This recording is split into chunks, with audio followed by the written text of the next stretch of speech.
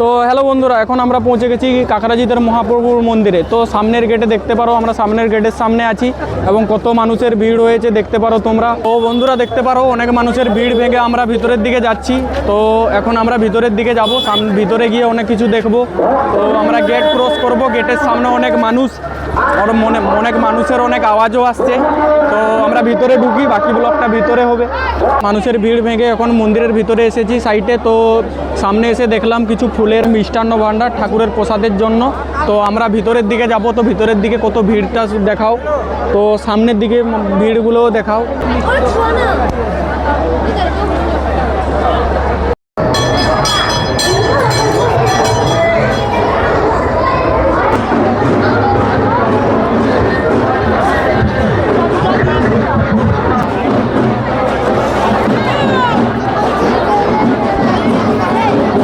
তো বন্ধুরা এখন দেখো মন্দির থেকে ঠাকুর বেরিয়েছে এবং ঠাকুরকে নৃত্য করাচ্ছে বামন ঠাকুর, এবং সেই টাইমে আমরা পৌঁছেছি। তো তোমরাও দেখো ঠাকুরকে কিভাবে নৃত্য করাচ্ছে।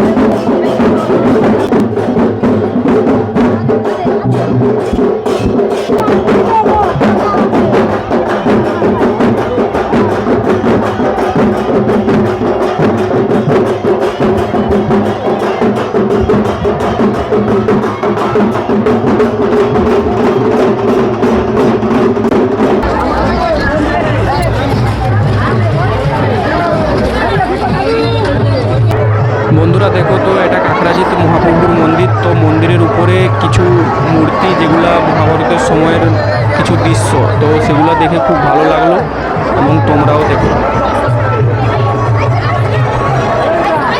তো হ্যালো বন্ধুরা, এখন আমরা আছি মন্দিরের ভিতরে, মহাপ্রভুর মন্দিরের ভিতরে। তো মন্দিরের ভিতরের ডিজাইনগুলো তোমরা দেখতে পারো। তো আরও মন্দিরের ভিতরে অনেকে যাব। তো এখন দেখো মন্দিরের দরজার সামনে আছি এবং ভিতরের ডিজাইনগুলো একটু তোমরা দেখো, কত সুন্দর লাগছে এবং পরিবেশটাও খুব সুন্দর লাগছে। অনেক মানুষের সমাগম হয়েছে এখানে এবং এখানে আসার পর অনেক ভালো লাগছে। তো এখন বেশি কিছু বলবো না, আমরা মন্দিরের ভিতরে যাব। তোমরা দেখো মন্দিরের ভিতরের পরিবেশটা এবং ডিজাইনগুলো দেখো, কত সুন্দর ঠাকুরের মূর্তি দিয়ে তৈরি।